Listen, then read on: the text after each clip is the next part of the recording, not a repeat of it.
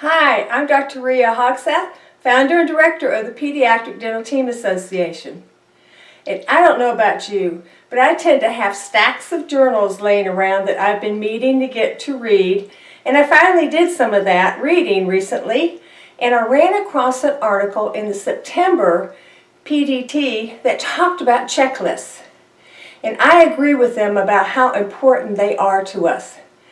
The article discussed how they were first developed by Boeing, and they use it still to this day for their pilots, whether they're on the ground checking the plane before we leave, or a pre-flight checklist, or a checklist during an emergency, or even after they've landed. So you use them in your office all the time if you're doing any sedation or if you're in the OR. You know there's that timeout checklist, and there's a checklist at the end of the procedure. So you know that that is important for the safety of the patients. Well, there are lots of checklists you can use in your practice every single day. We have at the PDTA checklists for every staff position.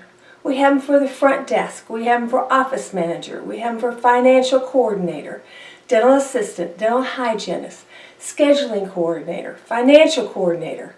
That's just some of the ones that we have that will help you every single day. So in these checklists are outlined their beginning of the day duties, their daily duties, the end of the day duties for each of those positions. And then in addition, we also have just some general office duties that you can then split up amongst your team and figure out who's going to do what and when. Another great checklist to have is your office cleaning. Now you might have an office cleaning service that come in every day if you have a big enough office, or you might have them that just come in weekly. But if you need one, we have a daily checklist that you can use for your staff to help you make sure at the end of every day things are tidied up and ready to go for the next day. And then also what needs to be done weekly, monthly, quarterly, and yearly. So you can actually get one of those big yearly planning calendars and put them up in your office, in your break room, in your lab. It could even be on the back of a door, and schedule out when those monthly, quarterly, and yearly cleaning tasks are being done. If you do have a service, then you can go against your checklist for what they are providing and make sure what you want done is being done. These checklists are a great way to monitor what is going on in your office, whether it is the staff position or if it's an outside service. With these daily cleaning duties, if you have a smaller office like mine, you divide it up between your staff. Well, to keep the complaints down, I suggest you rotate them weekly. So whoever's vacuuming only does it for a week each month. Same thing with wiping down the chairs and the mirrors and the countertops, and also doing the bathrooms. So put those tasks on a rotating weekly schedule, and you'll really cut down on the griping and complaining from your staff. It's necessary for us to do that at the end of every day, so assign it and rest easy that it's being done. Another great checklist we have is your equipment maintenance. Now this is so important to keep us up and running every day, and I know you have assigned that to your team, but are they actually doing it? Is it easy for you to monitor it and make sure that they are indeed responsible and accountable for these duties that you have assigned them? So we have equipment maintenance checklists for each of the different equipment that most of us have in our office. So we have them again that are daily, weekly, monthly, quarterly, annual, and you can have that all laid out and planned.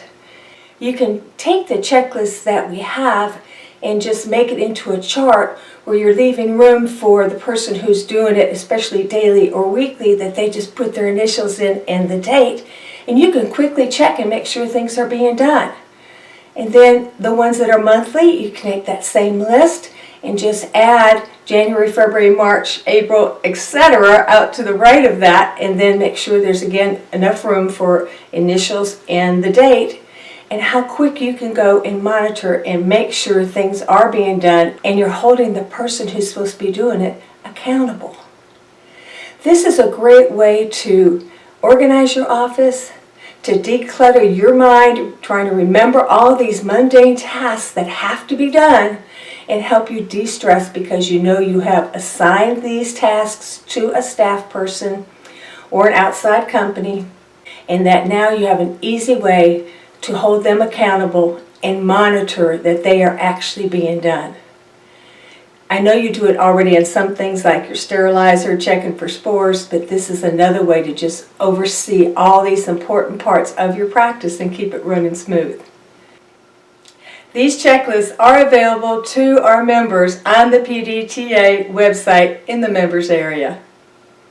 Here's another real quick tip for you, that at the end of every day, I had one of my staff be responsible for setting up an operatory for that very first patient the next day, whether even on the weekend. And what that allowed me to do is if I had an after-hours office visit that I had to come in and treat, it was wonderful to walk in and have a set-up operatory ready to go. We had plastic sleeves over the hand pieces and over the air water syringe and the suction, so everything was still protected, but it was easy for me to come in and have what I needed right there. It saved me a lot of time of opening and closing drawers and trying to set it up. You can remove what you don't need from it, from whatever the next day's patient was going to need, and add to it what you do need, and you are set and ready to go. This has been your Practice Pearl, and I'll see you on the next one.